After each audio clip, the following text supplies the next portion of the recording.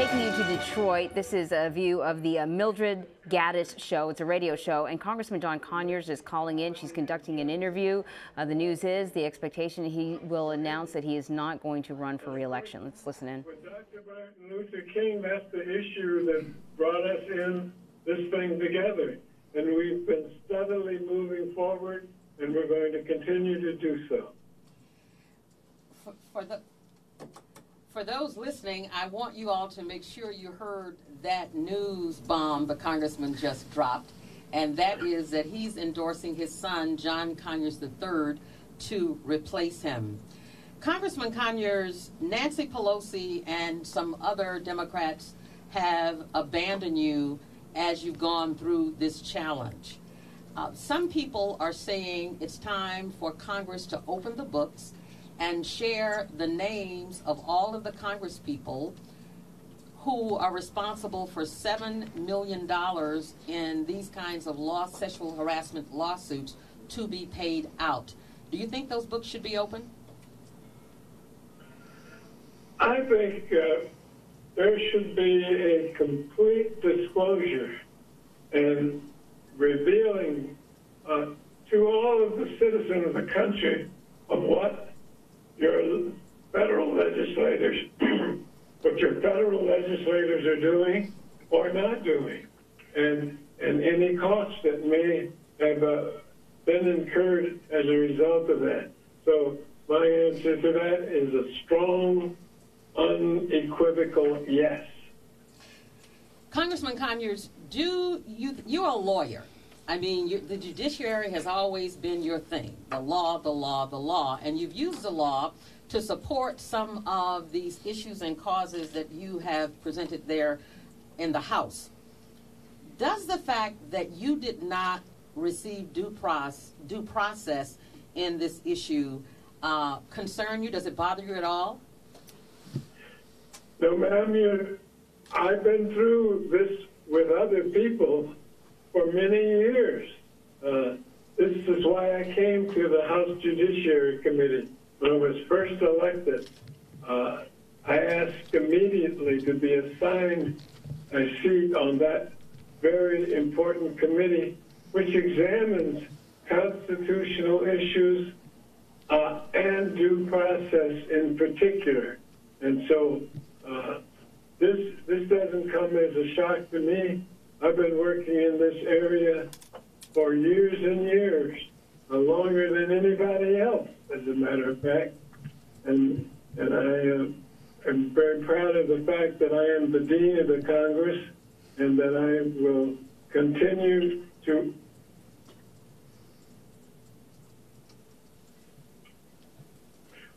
yes, I'm in the process of putting my retirement plans together, and I will have more about that very soon.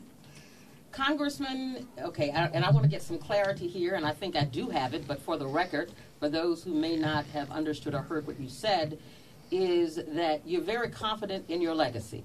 You are today, at this time, at this moment, in this period, preparing for your retirement, a date in which you are not prepared to announce at this moment.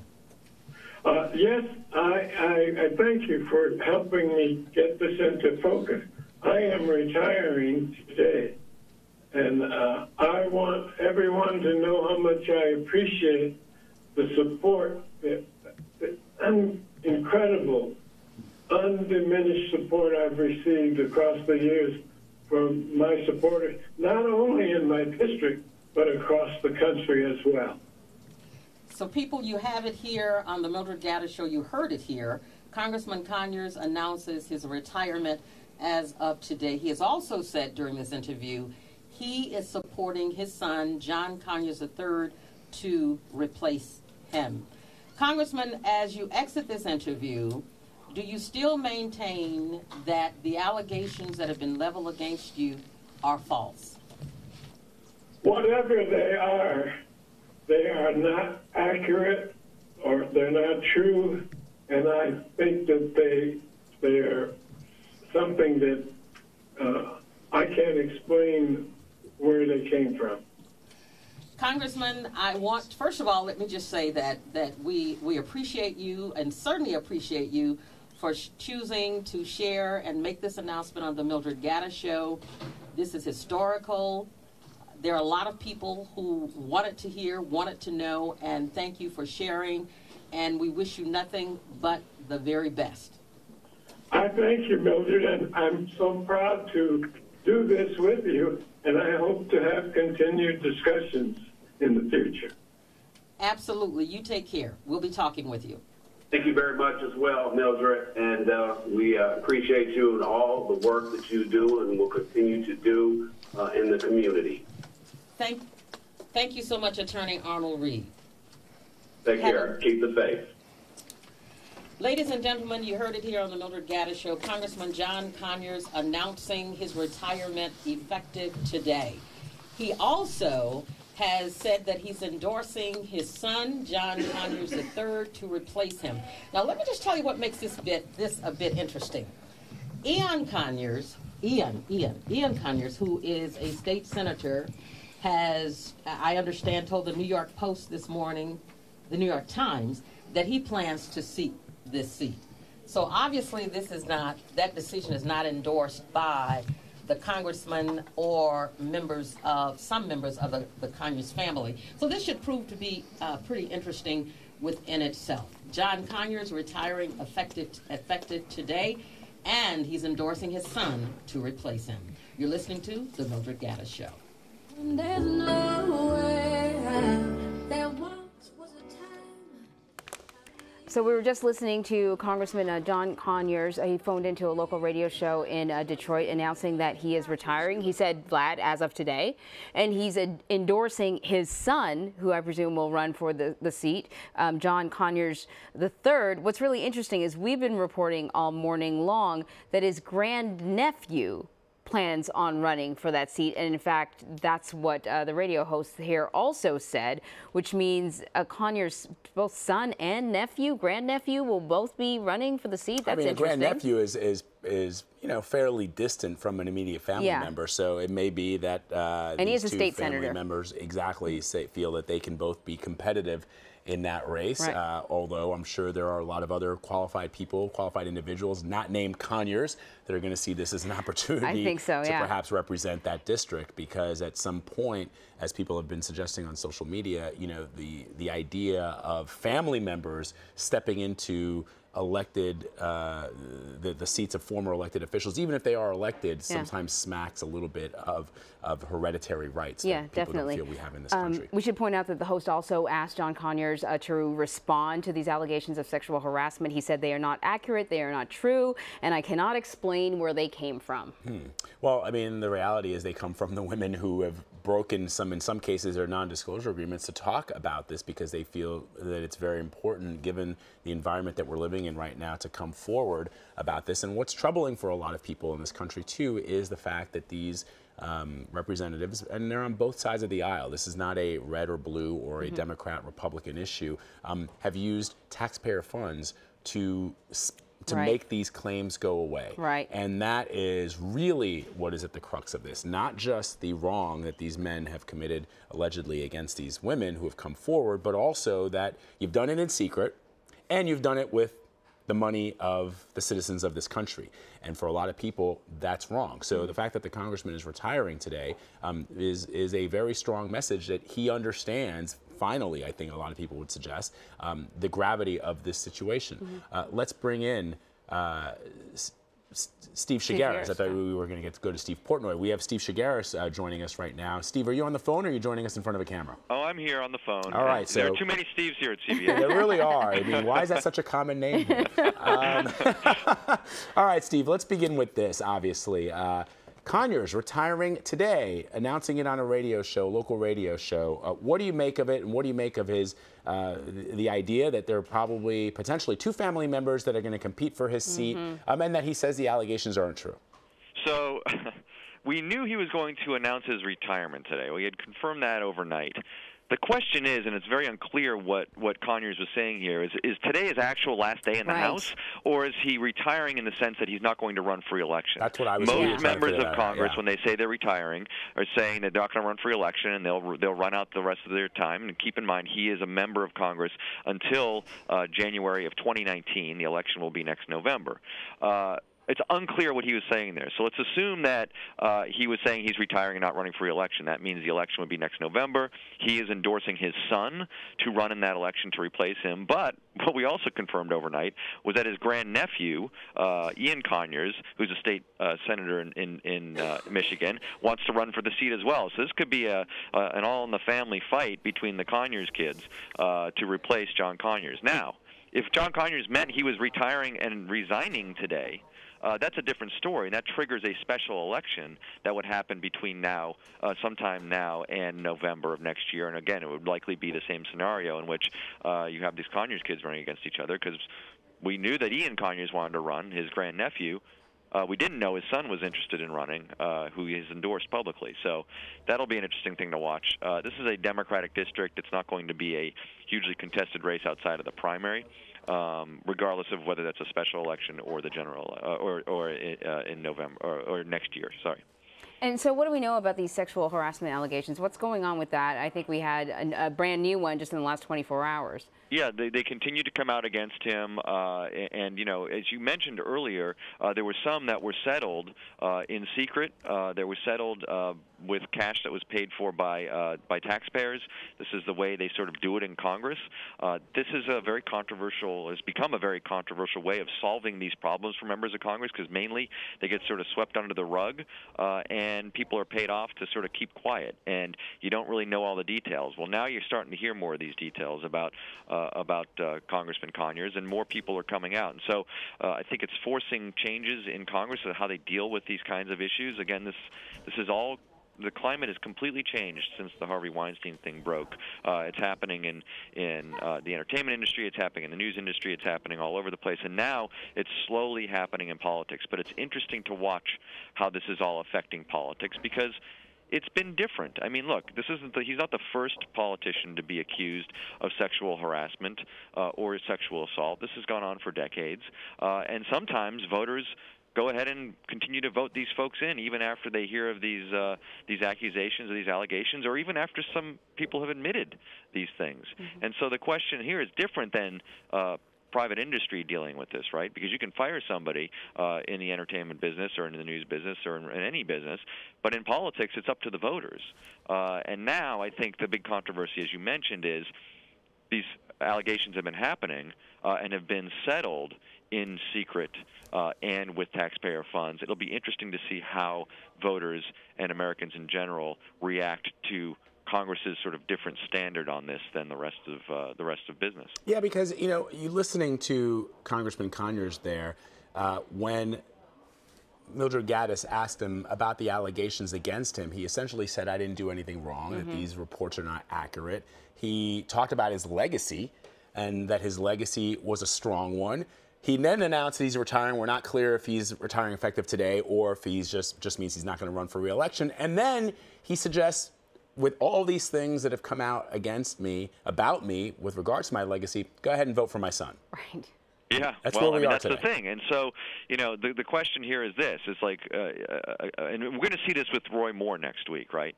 So Roy Moore in Alabama running for Senate, being accused of all sorts of things involving asking out or dating younger women, some underage. And we'll see if the voters of Alabama will still vote him into office. And again, this is a different standard than somebody working in a private business, right? If the voters say, you know what, we're fine with these accusations or allegations, but we still believe their politics, we still believe in this person, and they can do this job as senator or as member of Congress, then we'll support them and they'll get elected. That's a different game, right? I think where it's different is how these things are dealt with after the fact. And as you mentioned, the process in Congress is not nearly as public as I think people would, or transparent as people might like it to be. Yeah. We have a little bit of that conversation that Conyers had with the radio show. Let's listen in. Yes, I thank you for helping me get this into focus. I am retiring today, and I want everyone to know how much I appreciate the support, the incredible, undiminished support I've received across the years from my supporters, not only in my district, but across the country as well. All right, so there we have it. Like you said, Steve, one of the issues that is unclear is when he says, I'm retiring today, does that mean he's off the job today, or is he going to continue to do the job essentially for another year? Which would mean that, you know, these sexual harassment allegations need to be fleshed out and looked into, and that'll be a year of doing that. So I'm not sure if he's sort of, if that's what he's saying, he's willing to sort of deal with. He was recently hospitalized, his attorney said, for stress because of all of this. And he certainly has been, you know, a congressman for a very long time. Yeah, it's going to be interesting to see. I'm waiting for some clarity from either his lawyer or from Conyers' office to really sort of explain what he means here. And right, is this going to be another year plus of him having to answer allegations? Because there was just another one over the weekend, and you know, as we know with these things, it's sort of a drip, drip, drip situation. And how does the House handle this? There'll be an ethics investigation, and will he even get kicked out before next January if the ethics investigation leads to that? We don't know the answers to any of these questions. And certainly there's sort of a drumbeat rising, encouraging him to leave. I mean, Nancy Pelosi, who called him an icon and received a lot of backlash for that, kind of changed her story and suggested that, yeah, he should step down. Right, and she's not the only one, but others have come out and said he should step down. So the question is when does the stepping down happen? Is that today, or is that at the end of his term? We'll find out. I think we'll get some clarity from his office.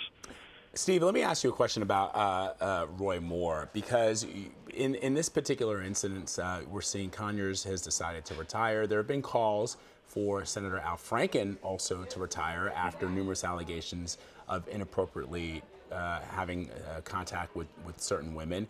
And yet, in Alabama, we're seeing the President of the United States endorsing a candidate who has been accused of having inappropriate relationships with women that were teenagers, that were underage, when he was a 30-plus-year-old man, and in some cases they were as young as 14 years old. Just politically speaking, what does the landscape look like going into the midterms if Roy Moore wins that election, if all of those women who have accused the President of the United States himself of having had inappropriate conduct with many, many women? What does it look like when you look at the Democrats and the Republicans and how they are dealing with this particular issue? Well, we have to see if this becomes an issue in the midterms. We don't know the answer to that question yet. It's only December of 2017. This is a special election in Alabama. Roy Moore, if he wins and becomes a member of the Senate, is going to create, I think, a lot of his own news outside of this controversy once he becomes a senator. And so the question, I think, moving forward is how much do these allegations play into races months from now, into next summer and into the fall. But secondly, how do Roy Moore's actions in the Senate play for Republicans moving forward? This is a guy who's already promised if he wins, he's coming into town and he's going to be breaking stuff. He doesn't want to work with the Senate Majority Leader, Mitch McConnell. He doesn't want to work with establishment Republicans. That, in and of itself, from a political standpoint, may create all sorts of new controversies and storylines for Republicans to deal with as they deal with their races next year. So it may not just be what we're talking about today involving Roy Moore. There are plenty of other storylines, I think, that are going to crop up from a Roy Moore victory if he wins. A lot of them that Republicans are going to have to answer for next year when they're running for races across the country. So I don't know. It's hard to predict how these sexual allegations against these members, whether it's Roy Moore, whether it's Al Franken, John Conyers, how that's going to play out on a grander scale of the midterms. I mean, there are a lot of other issues. There's the the president himself. There are who knows what's going to happen with North Korea between now and then. There's just no predicting what the political landscape is going to be during the primaries next spring and summer, and during the general election next fall, given the number of issues and controversies that we deal with every single day as we're covering Washington. Hard to say how the sexual harassment stuff is going to play into all that next year. But you know what, Steve? Even if he doesn't win, the RNC is reinstating its relationship with the Moore campaign. They're willing to spend money. Even if he loses, that's sort of about face. What sort of impact do you think can that have on the party long term? I mean, they cut ties with him, and suddenly, they're not just waffling, they're resuming. I feel like I heard this or I saw this movie, though, a year ago. Yeah, it's almost the exact same movie. I mean, not with the RNC specifically, but with Republicans all over the place with Donald Trump and the Access Hollywood stuff. But what's different here is I think there's some indication that Roy Moore is in a much stronger position today leading up to the election than Donald Trump was leading up to Election Day last year. And so you see Republicans, even Mitch McConnell, who was out there vocally saying that Roy Moore needs to step aside after these allegations. He comes out on Sunday and says, you know what, it's up to the people of Alabama to decide what happens with Roy Moore. Even Mitch McConnell, who is basically a sworn enemy of Roy Moore, has come out and softened his stance on Moore leading up to the election. So, you know, what does it say about the Republican Party? You know, all it says is they have a 52 to 48 majority right now in the Senate. They need to keep that 52-48 majority, and they see from a political standpoint that they have a guy who has a pretty good chance of winning next week, and so they're either backing off or they're backing him and trying to get him elected so they can preserve that slim majority in the Senate. You know, you're going to have critics who are going to say this is pure politics. Why are they doing this? This is awful. This is a guy who's been accused of some awful things, and those people would never vote Republican anyway. So you know, I think that they're banking on the fact that a year from now or next year, when there are other races and other issues that are going to come up, that no one's going to remember that the RNC did an about-face with Roy Moore in November and December of 2017. One of those critics, Mitt Romney, a Republican, who tweeted, "No vote, no majority is worth losing our honor, our integrity." And Steve, I wanted to ask you about that because President Trump has been encouraging Orrin Hatch to run again for that seat. Clearly doesn't want Mitt Romney there, although he was asked about Mitt Romney the other day and he had some nice things to say about him. But if you can, what are your sources telling you about this president's strategy in encouraging Senator Hatch to hold on to that seat, knowing that Mitt Romney might want to take a stab at it? Well, here's the deal. It's very simple with this president and the people who support the president. They want people who are going to serve in Congress, who are going to support the president and his agenda. And President Trump and his supporters look at somebody like Mitt Romney, a guy who in March of 2016 got out there and just undressed the president in his speech in Utah and called him a phony and a liar and a fraud and really was just on a tear throughout 2016 against Donald Trump, was the face of the anti-Trump movement. And even though they sat down and talked about potentially Romney becoming Trump's Secretary of State, then came back out again this year and was critical of Trump on many issues, including supporting Roy Moore, including his reaction to Charlottesville. So they see somebody like Romney, who's interested in running for Senate from Utah, as somebody who's not going to be on board with the president's agenda. And so the president and his supporters are going to vocally back and support people who are going to come in and support this president. And so that's really what's going on here with Hatch. Hatch is a guy who has not been against the president publicly. In fact, has said some pretty nice things about President Trump, backed or sort of defended Trump on the Moore stuff this week. And, you know, I think this is what you're seeing. It's loyalty. Remember President Trump talking about loyalty with Comey? Well, he talks about it with everybody. And I think when it comes to Republicans who are running for office, he wants loyalty, and they're going to back people who are loyal to the president. Steve Shigaris, as always, my friend, thank you so much for chatting with us. We really appreciate your insight and your reporting. My pleasure.